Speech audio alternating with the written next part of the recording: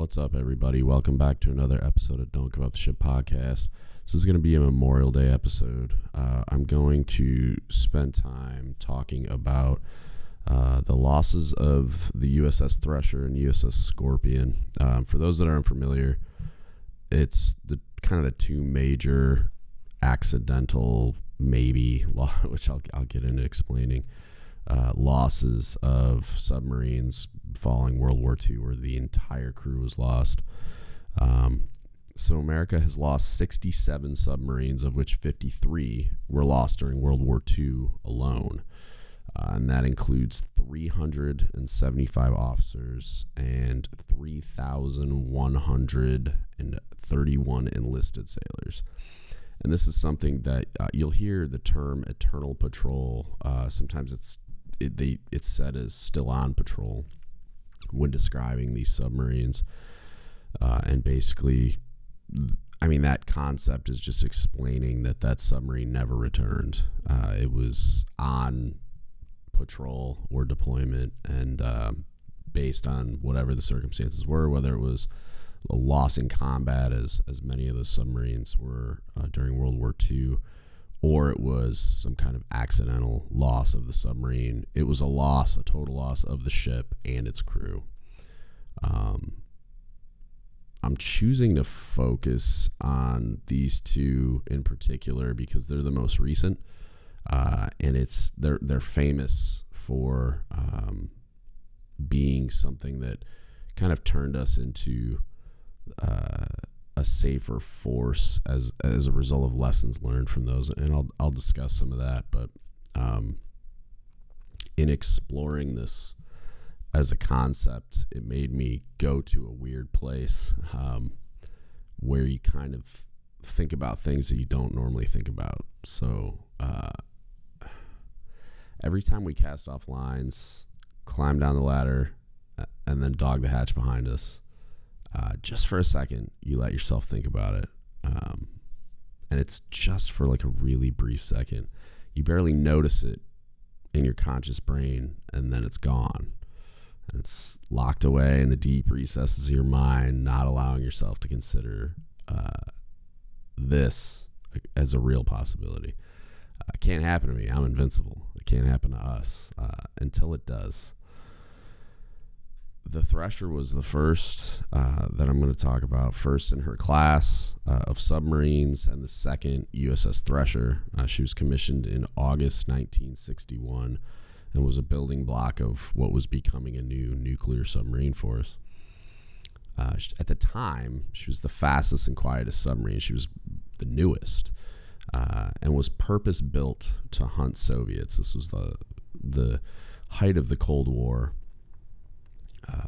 And the Thresher was conducting a post-overhaul dive following a post-shakedown docking period that's required after initial sea trials for any new submarine.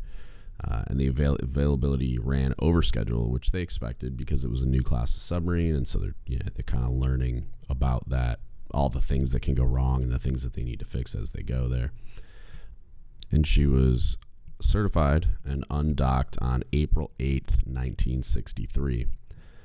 The very next day, on April 9th, Thresher, commanded by Lieutenant Commander John Wesley Harvey, left from Kittery, Maine at 8 a.m. and met with the submarine rescue ship Skylark at 11 a.m. to begin her initial post-overhaul dive trials in an area some 220 miles east of Cape Cod, Massachusetts. That afternoon, Thresher conducted an initial trim dive test, surfaced, and then performed a second dive to half of test depth. Test depth is a depth that we reference as basically what we think that the submarine platform's pressure hull has been tested to maintain its integrity at that depth with the sea pressure that is at that depth, if that makes sense. So we know up to that depth, we're good. She remained submerged overnight and reestablished underwater communications with Skylark at 6:30 a.m. on 10 April to commence deep dive trials. Following standard practice, Thresher slowly dove deeper as she traveled in circles under Skylark to remain within communications distance, pausing every 100 feet to check the integrity of all systems. As Thresher neared her test depth, Skylark received garbled communications over the underwater telephone, indicating minor difficulties, have a positive up angle, attempting to blow, and then a final, even more garbled message that included the number 900. When Skylark received no further communication, surface observers gradually realized Thresher had sunk. By mid-afternoon, 15 Navy ships were en route to search the area. At 6:30 p.m., the commander of Submarine Force Atlantic sent word to Portsmouth Naval Shipyard to begin notifying the crew's family members, starting with Commander Harvey's wife, Irene, that the Thresher was missing. By the morning of 11 April, all hope of finding Thresher was abandoned, and at 10:30 a.m., Chief of Naval Operations Admiral George W. Anderson, Jr., went before the press at the Pentagon to announce that the submarine was lost with all hands. And President Kennedy ordered all flags to be flown at half-staff from 12 to 15 April in honor of the 129 lost submariners and shipyard personnel. Several theories persist on the cause of Thresher's loss. There's no way to be certain. The most common is that a seawater system joint failed. Apparently at the time, silver brazing was more prevalent than just actual welding. And any major seawater system joint failing would cause flooding on board the submarine. And large amounts of seawater would enter the ship, and that could have caused damage to other systems to a point that could have and would have, especially if it was in the engine room, caused a reactor scram, which is just when the reactor shuts down. And because that is what provides us propulsion, that's a very bad thing when you're trying to get back to the surface. So at the time, standard procedure was to immediately cut off steam flow, which causes that loss of propulsion. This was combined with a failure of the ship's emergency blow system. So that's the system that we use to immediately get to the surface. Basically, a ton of high pressure air enters the ballast tanks, which are full of seawater, and that's kind of what keeps us under the water when we want to be. It would blow all that water out immediately, fill those with air, make us positively buoyant, and shoot to the surface really quickly. That system, due to moisture in it, caused freezing in the system that blocked the air from flowing to the ballast tanks and rapidly ejecting all that water and causing the positive buoyancy the ship would have needed to get to the surface. Whatever the cause, the ship could not get to the surface due to what is believed to be a simultaneous loss of propulsion and failure of that emergency blow system, causing the ship to sink to a depth of over 2,300 feet, where she is believed to have imploded, then coming to rest on the ocean bottom at a depth of approximately 8,400 feet. An alternative theory was an electrical failure caused tripping off of the reactor's coolant pumps that then caused that reactor scram and loss of propulsion. Due to the ship's depth, it would not have been able to restart the reactor in time, and the ship would have basically just slowly sunk because it didn't have propulsion. And then that failure of the emergency blow system couldn't get it to the surface in the absence of propulsion, and then that would lead to effectively the same thing. The second one that I wanted to talk about was the Scorpion. So coming to the end of a 3-month deployment, the Scorpion was ordered to spy on a Soviet task force rumored to be operating near Africa. So following that operation, it was to return home on May 27th, 1968, and she obviously never made it home. The story of the Scorpion is like something out of a movie. We don't actually know what happened, very similar to the Thresher. We don't know what led to her loss. What we do know is at the time she was diverted to spy on a Soviet task force operating near the coast of Africa that included at least one submarine. We also know that on the watch floor of Sublant, the supervisor on duty responsible for handling all the highly classified communications to and from the 104 submarines under its purview was John Walker. And if that name doesn't ring a bell, it should. So Chief Warrant Officer Walker was convicted of spying for the Soviet Union from 1968 to 1985. Theories range from some kind of malfunction on board causing the sinking to more provocative ideas that the Scorpion was sunk by Soviets. And then that theory is then the flames are fanned by the idea that a Soviet spy was on the watch floor, potentially passing covert communications to the Soviets that would lead to them knowing that submarine was spying on them and then could do something about it. So the provocative theories gained more traction from that theory, and the sound surveillance system called SOSUS had picked up both an explosion, which they go back and forth between it could have been a torpedo or it was just the sound of the submarine imploding once it reached a particular depth, and a Soviet submarine leaving the area at a high rate of speed was also picked up on that submarine, or on that sound surveillance system. A submarine leaving the area was picked up. So it's kind of, was it leaving the area just because it wanted to, or it thought it should because it recognized that something bad had happened to an American submarine, or was it that it had just sunk an American submarine? During that evening, the ship had been attempting to communicate with Cab Sublant, but failed and was only able to reach a relay station in, and I'm going to butcher this name, it was like Nia Makri, Greece. It's NEA and then MAKRI, Greece.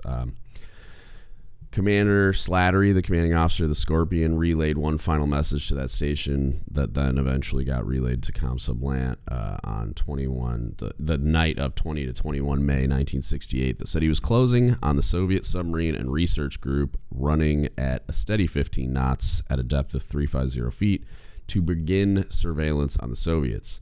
The ship then missed its check report, which was a nightly report where it would send a covert message of 4 words, basically just saying that they're good. The Scorpion is good. Nothing bad is happening. And the ship missed that report on the night of 22 May, causing alarm bells to start going off.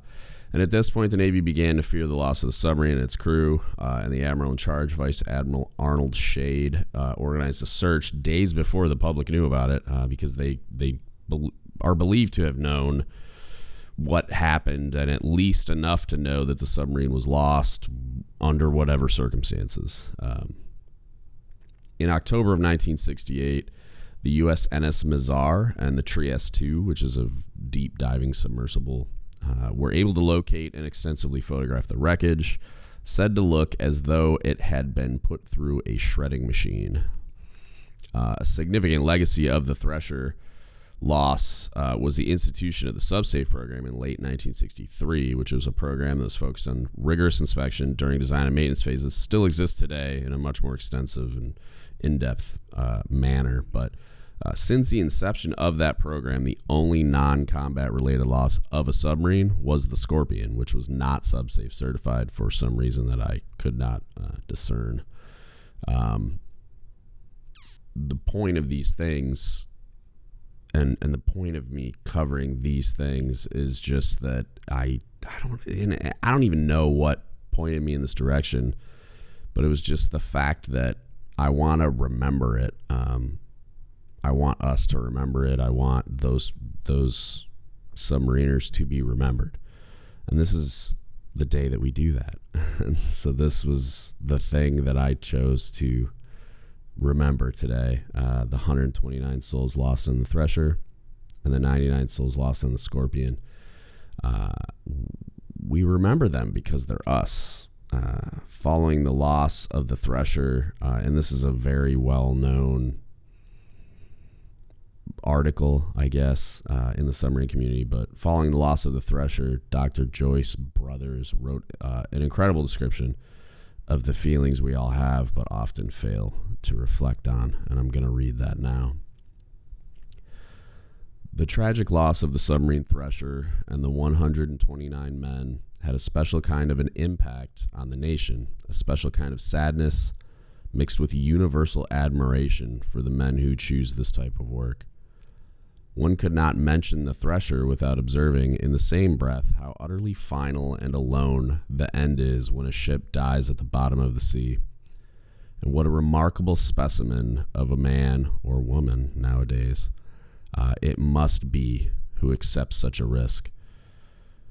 Most of us might be moved to conclude, too, that a tragedy of this kind would have a damaging effect on the morale of the other men and women in the submarine service and tend to discourage future enlistment. Actually, there is no evidence that this is so. What is it, then, that lures these men and women to careers in which they spend so much of their time in cramped quarters, under great psychological stress, with danger lurking all about them? Togetherness is an overworked term, but in no other branch of our military service is it given such full meaning as in the silent service. In an undersea craft, each person is totally dependent upon the skill of every other person in the crew, not only for top performance, but for actual survival. Each knows that their very life depends on the others, and because this is so, there is a bond among them that both challenges and comforts them. All of this gives the submariner a special feeling of pride because they are needed as a member of an elite corps. The risks, then, are an inspiration rather than a deterrent. The challenge of masculinity is another factor which attracts men to serve on submarines. It certainly is a test of a man's prowess and power to know he can qualify for this highly selective service. However, it should be emphasized that this desire to prove masculinity is not pathological, as it might be in certain daredevil pursuits, such as driving a motorcycle through a flaming hoop. There's nothing daredevilish about motivations of people who decide to dedicate their life to the submarine service. He does indeed take pride in demonstrating that he is quite a man, but he does not do so to practice a form of foolhardy brinksmanship, to see how close he can get to failure and still snatch victory from the jaws of defeat. On the contrary, the aim in the submarine service is to battle danger, to minimize the risk, to take every measure to make certain that safety, rather than danger, is maintained at all times. Are the people of the submarine service braver than those in other pursuits where the possibility of a sudden tragedy is constant? The glib answer would be to say that they are. It is more accurate from a psychological point of view to say they are not necessarily braver, but that they are people who have a little more insight into themselves and their capabilities. They know themselves a little better than the next person. This has to be so with people who have a healthy reason to volunteer for a risk. They are generally a cut healthier emotionally than others of similar age and background because of their willingness to push themselves a little bit farther and not settle for an easier kind of existence. We all have tremendous capabilities, but are rarely straining at the upper level of what we can do. These people are. This country can be proud and grateful that so many of its sound, young, eager people care enough about their own stature in life and the welfare of their country to pool their skills and match them collectively against the power of the sea. I love that article. I did my best to be inclusive with pronouns because not because I'm trying to be anything other than that. There's amazing, incredible, just badass female submariners out there, and the article was written long before women were allowed on submarines, but it is what it is now, and I just wanted to be as inclusive as I could. I couldn't do much about that masculinity paragraph, but the article itself, the message of the article, I think is very relevant now, even though it was written back then. I think contextually, on a day like today, when we're thinking about these things, the whole idea is pretty wild, and to know that there are still so many incredible humans out there volunteering to do this insane thing, and that they spend careers doing it. It fills me with pride, especially since I'm in this position in life where I feel like I'm at the end and I'm looking backwards at like what I've left behind, whether or not that's like some kind of like mark or whatever, legacy, whatever you want to call it. But also just that I've come to the end of my road, and there's so many still beginning theirs. And I got to spend some time with some of those submariners recently, and some of which were female enlisted. And it's just cool to watch. It's cool to see submariners at the beginning of their careers still figuring it out. Still, they're in that position that you were once in so long ago. Learning about the boat, learning about how to fight the ship, learning about its history and heritage, learning about the risk that is inherent in being a submariner, and watching them just forge forward regardless. Because you don't think about it. It's really strange. You just don't, except for those moments. There's like that brief, fleeting moment right as you're about to go do the thing, and then it's gone, and then you barely even recognize that it happened. And then for the rest of the time, you're just doing it. You don't think about it, even when you're in situations that get a little interesting. And I've been in several where, submarines on fire. You don't think, you just go put the fire out. You don't think about the fact that could turn into the Dolphin, where they're on the surface abandoning ship, where people are getting seriously injured. You just don't think about it. And maybe it's a misplaced just sense of invincibility or supreme confidence that we're ready to fight the ship and we're just going to fix the problem when it arises. And a lot of that was threaded throughout that article by Dr. Brothers. And so I really enjoy reading that. It just makes me feel good about what I do. And it should make you feel pretty good about what you do, for the submariners out there, and even for those that aren't. I mean, you could apply a lot of those concepts to any of the things that somebody volunteers to do in the military and puts themselves at risk in one way or another at one time or another. It's really impressive that despite the long list of what seem to be obvious reasons to discourage someone from doing that throughout history, there are still those people that volunteer anyway. And today, I just wanted to take time to think about the ones that volunteering to take that risk met that risk in real life, and didn't wilt. I'm sure they fought the ship until the very end, and are still effectively doing so on eternal patrol. And those are the incredible humans I wanted to think about today. I hope everybody has an incredible Memorial Day and takes some time amongst the fun to think about things like this, and just attach that meaning to the things that you're doing today.